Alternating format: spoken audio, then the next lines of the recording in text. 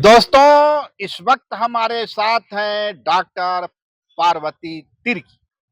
पार्वती तिर्की इसी रामलखन सिंह कॉलेज, रांची स्थित रामलखन सिंह कॉलेज में प्रोफेसर हैं और सुर्खियों में इसलिए आई हैं कि इन्हें इस वर्ष का साहित्य अकादमी युवा पुरस्कार दिया गया है। शायद झारखंड में किसी आदिवासी महिला को यह पहली बार पुरस्कार मिल रहा है। निश्चित रूप से साहित्य अकादमी का युवा पुरस्कार मिलना उस पीढ़ी या उस समुदाय को भी सम्मानित करना है जिनकी भाषा या जिनकी मातृभाषा हिंदी नहीं रही। उस परिवेश से निकलकर डॉक्टर पार्वती जी, जी, तिर्की जी ने साहित्य अकादमी तक का सफर तय किया। वह गुमला के एक छोटे से गांव से निकलती हैं और वहां से जो अमूमन आदिवासी परिवार में होता है और ये कहिए निम्न वर्गीय परिवारों में होता है, खेत खलिहान जंगल गाय बकरी और वो टूटा घर और उस घर के ऊपर से बारिश की टपकती बूंदें, अमूमन यही निम्न वर्गीय मध्यम वर्गीय परिवारों की स्थिति होती है और खासकर आदिवासी समुदाय में की जो स्थिति है करीबन यही है। तो यह सफर कितना आसान रहा, कितना मुश्किल रहा, ये जानने के लिए हम डॉक्टर पार्वती तिर्की के पास ही चलते हैं। पार्वती जी, आपका बहुत बहुत जोहार। जोहार, जोहार।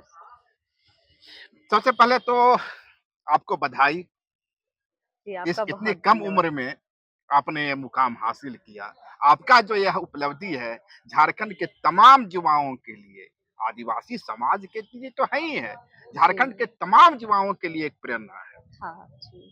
मैं देख रहा था आपकी एक कविता, यही किताब है फिर उगना, फिर उगना। उगना, इसी के लिए मिला आपको। जी, जी। हाँ। अब लिखे देखो सहिया डाढ़ का मघा फूल, देखो सहिया डाढ़ का मघा फूल कितना सुंदर दिख रहा है, सूरज उसकी खूबसूरती निहारने आया है, इसलिए इतना इठला रही है ना। संगी के आने से खुशी में मघा लहरा रही है, देखो मघा का रंग गाढ़ा सूरजी पीला। अब बताइए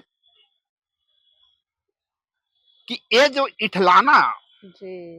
ये जो निहारना, ये तो अमूमन अब हिंदी के जो जिनकी मातृभाषा रही है हाँ, उनके जीवन से दूर हो गया। हिंदी तो आपकी मातृभाषा रही नहीं, जी। आपने जी। स्कूल में सीखी होगी। आपकी ऐसा मातृभाषा क्या है? जी, मेरी मातृभाषा कुड़ुक है। कुडुक है। कुड़ुक है, जी। अच्छा अच्छा अच्छा अच्छा। मैं कुड़ुक भाषा से संबंधित हूँ और हमारी शिक्षा हिंदी में हुई है और स्कूल में इस भाषा का कोई इस तरह से कोई कक्षा तो नहीं रही। तो जब आगे जाकर मैंने शिक्षा ली और अपनी भाषा से भी एक दुराव जैसा तो बन ही गया इस पीढ़ी में। हिंदी पढ़ने के कारण अपनी भाषा से दुराव। नहीं, नहीं, हिंदी पढ़ने की वजह से नहीं। ये हमारे समय का परिवेश रहा कि हमारी भाषा में जो तत्कालीन शिक्षा व्यवस्था थी वो हमें नहीं मिली। नहीं मिली। आज का जो स्कूलिंग सिस्टम है जी। वो उसे उसकी मातृभाषा से दूर कर रहा है। आज की नहीं, जब मेरी स्कूली शिक्षा शुरू हुई, शुरू हुई, आज तो हम कई आदिवासी भाषाओं को पढ़ भी रहे हैं और उस पर शोध भी हो शोध रहे भी हैं। हो रहा है। लेकिन हमारी जो शुरुआती दौर है जब बच्चा सीखता है तब यदि उसका भाषा से जुड़ाव बनता है तो फिर वापस जुड़ने में उसे बहुत दिक्कत होता है और ये हमारी पीढ़ी है जो भाषा का संकट झेल रही है, तो ये एक बड़ा संकट है हमारे लिए। आप आपकी मातृभाषा कुडुक थी, जी, स्कूल गए, जी, स्कूल में हिंदी से सामना हुआ, जी। कितनी बड़ी चुनौती थी है। ये तो हमारे लिए बड़ी चुनौती होती है क्योंकि भाषा अपने ये निहारना, निठल्ला, ये जो शब्द हैं हिंदी के, और जी, खासकर आपने जो शब्दावली यूज की है पूरी कविता में मैं देख रहा हूँ, जी। इठलाना, ये सारे अमूमन हिंदी के जो अब विद्यार्थी हैं हाँ, हाँ। वो भी यूज नहीं करते हैं। हमारी जिंदगी से भी वो दूर हो गया है। हाँ। दरअसल ये सारे शब्द मुझे लोक से मिले हैं और लोक की जो भाषा है वो जिस तरह से जमीन से जुड़ती है उसमें ज्यादा गहरा महसूस करते हैं हम। तो वही है कि हिंदी तो खुद ही कई लोक भाषाओं का मिश्रण है, तो उसमें हमारी भाषा के आसपास के शब्द उसका भी स्वागत किया, ये अच्छी बात है। तो वही मेरी कविताओं में भी आया है जी। आपका पारिवारिक पृष्ठभूमि क्या रही? परिवार में माँ पिताजी और हम भाई बहन हैं। पिताजी का संघर्ष रहा, उन्होंने सरकारी नौकरी ली, फिर उसके बाद हम मेरी शिक्षा हुई नवोदय में, नवोदय के बाद बीएचयू तक जाने का संघर्ष रहा। बीएचयू से आपने पीएचडी की? जी। अच्छा, किस विषय क्या था वो? बीए और एमए मेरी हिंदी हिंदी विषय पर हुआ है मेरा, और पीएचडी मैंने हिंदी विभाग से किया है और कुड़ुख आदिवासी गीतों पर किया है। कुड़ुख आदिवासी गीतों पर आपने हिंदी में शोध किया, जी, है जी, ना? जी। ये रहा, है ना? जी। उसके बाद आप आ गई रांची। जी, हाँ जी, मेरी रांची में पोस्टिंग हुई, यहाँ राम लखन सिंह यादव कॉलेज में। तो असिस्टेंट प्रोफेसर है, प्रोफेसर है? जी, असिस्टेंट प्रोफेसर है। असिस्टेंट प्रोफेसर, जी, तब जी। उम्र भी तो कम है आपकी। जी। अच्छा, एक चीज बताइए, मैं जैसा फिर कह रहा था, उस दिन पृथ्वी ने एक प्रेमी के गीत में हिस्सा लिया, जी। जंगल से महुआ के फूल चुन कर लाती हुई प्रेमिका के लिए, जब तब उस उसने गीत गाए थे। गाए थे। हुँ। आपकी जिंदगी में जी। कभी प्रेम आया? देखिए, हर किसी की ज़िंदगी में प्रेम है, प्रेम के बिना ज़िंदगी ही नहीं है। संभव है क्या? नहीं। नहीं, मैं इसलिए कह रहा जी। कि अमूमन जो आपकी कविताएं मैं देख रहा हूँ, उसमें हाँ, जंगल है, झाड़ है, हरियाली जी है। है, हुँ। पेड़ हैं, जी, जी, जी। मजदूर हैं, जी, विस्थापन तो खैर विस्थापन जैसी चीजें कम है। जी। तो एक युवा के लिए हुँ। अमूमन जो युवा होते हैं, हर युवा एक कवि होता है, हर हाँ, युवा एक कवि होता है, जी। भले ही वो समाज के सामने लाए या न छिपाए। जी, जी। और उसकी शुरुआत जो होती है, वो वो होती है प्रेम गीत से। अच्छा। आपकी शुरुआत कैसे हुई? अ, दरअसल मैं अपने मतलब नाना-नानी उनके करीब ज़्यादा रही हैं, तो उनके जो गीत हैं, उस गीत में मनुष्य-मनुष्य का भी प्रेम है, मनुष्य प्रकृति का भी प्रेम है, मनुष्य जीव का भी प्रेम है, मनुष्य पंछियों का भी प्रेम है, तो प्रेम एक व्यापक दृश्य पर है, तो वही चीज़ यहाँ आई है, तो ये बात है। कोई विशेष कवि हुँ। जो आपको अपनी ओर आकर्षित करता हो, उनका कविता, उनका लेखन, जी, जो जी। आपके लिए एक मॉडल रहा हो? देखिए कोई एक व्यक्ति मॉडल नहीं होता, कई-कई व्यक्ति होते हैं, कई-कई कवि भी होते हैं और मेरे लिए मॉडल के रूप में तो कई लोक में जो गीत गाते हैं वो भी एक जो धान रोपती हुई जो स्त्री गीत गा रही है वो भी मेरे लिए कुछ सिखाने जैसी है, व्यक्तित्व है, तो वही है, सारे लोग हैं। इनफैक्ट मनुष्य ही क्या मतलब चिड़िया भी हमें कई चीज़ सिखाती है। वो उनके साउंड वो भी भाषा में जिस तरह से शामिल होती है, वो मधुरता तो मनुष्य अपनी वाणी में मुझे लगता है उधर ही से पाता है। तो ये बात है।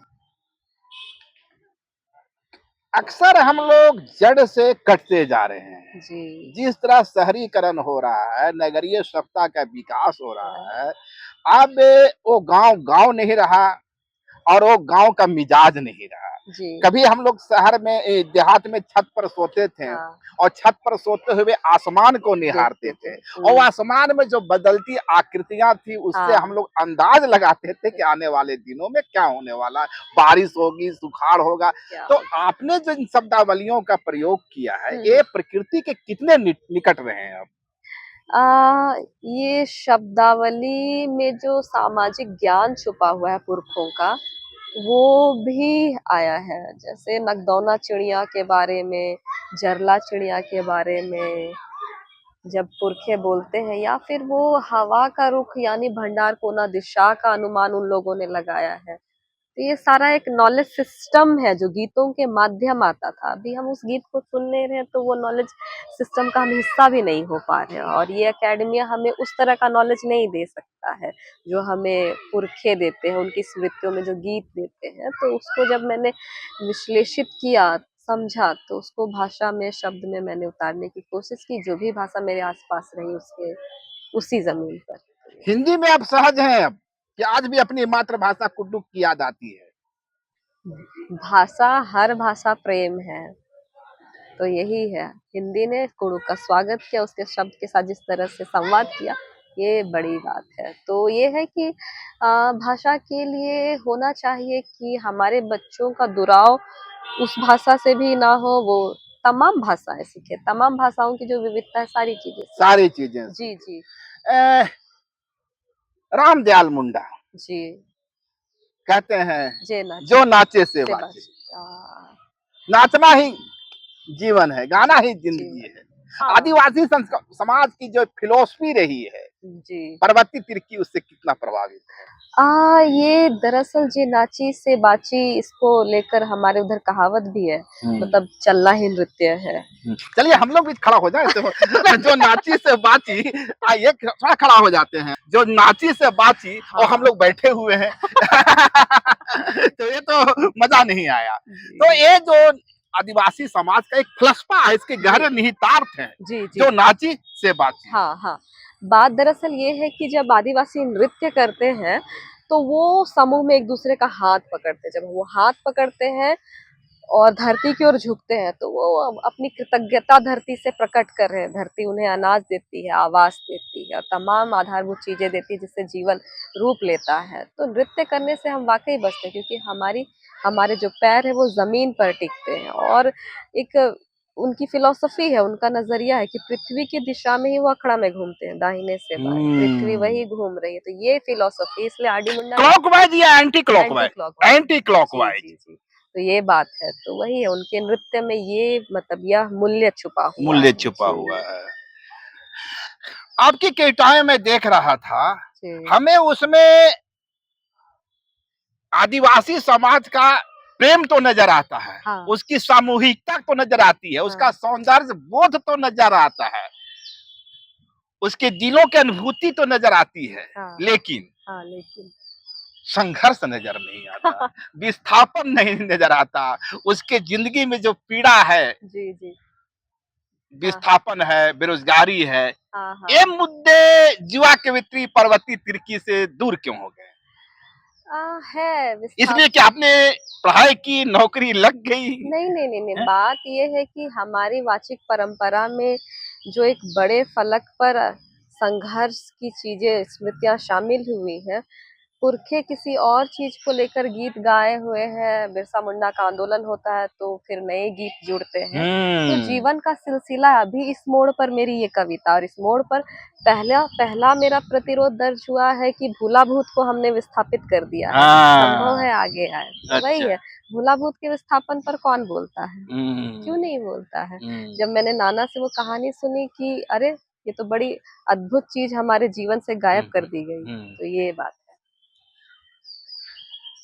क्या माना जाए कि जैसे जैसे पड़ाव लंबा होगा, पार्वती तिर्की जितनी मैच्योर्ड होंगी, हाँ, उनके कविता में हाँ। आदिवासी समाज का जो संघर्ष है जी। और अधिक प्रस्फुटित होकर सामने जी, आएगा। जीवन तो संघर्ष के लिए ही है, और जीवन के जो चलते रह रहे हैं संघर्ष और जो क्रियाएँ हैं, वो तो निरंतर शामिल होते हैं, शब्द हम उनको देते हैं।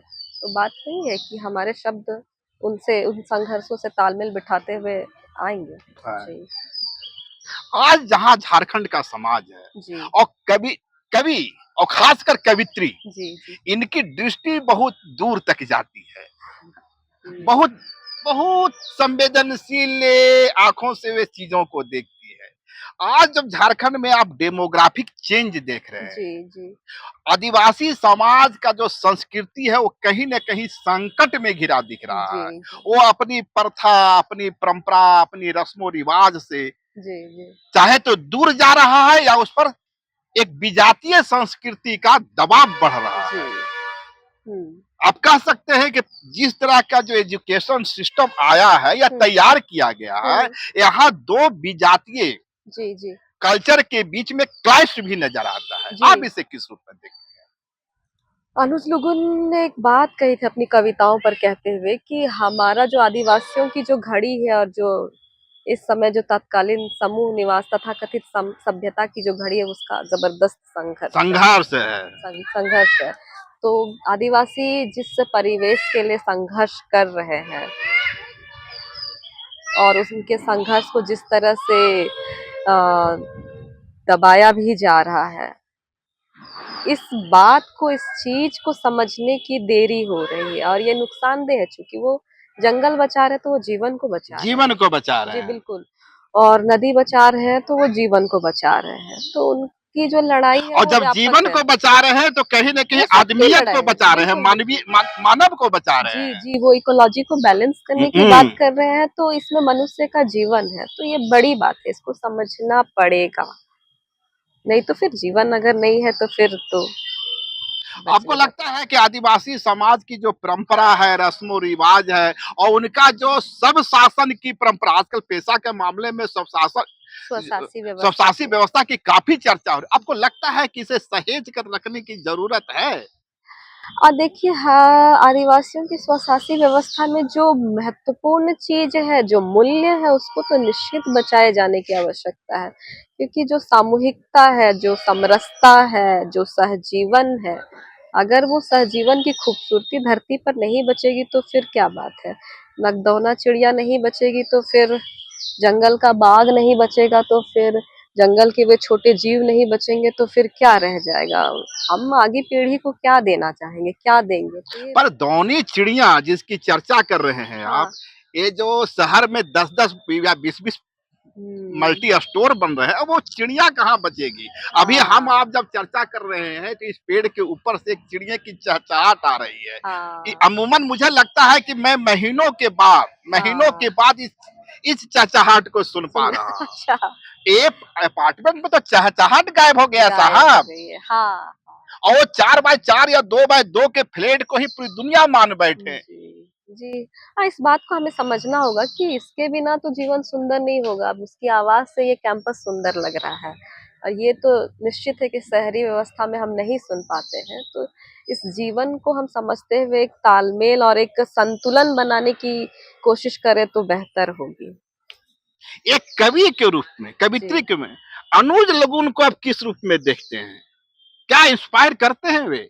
बिल्कुल, वे तो तमाम आदिवासी समूह के जो हम युवा हैं, उनको भी प्रेरित करते हैं और संघर्ष की चेतना को भी प्रेरित करते हैं, हमारे बौद्धिकता को भी वे खंगालते हैं कि किन सारी चीज़ों का मूल्य हमारे जीवन में है। तो इस तरह से मैं उनको देखती हूँ। एक सोशल एक्टिविस्ट है रजनी मुर्मू, शायद आपने नाम सुना हो। जी, जी, जी।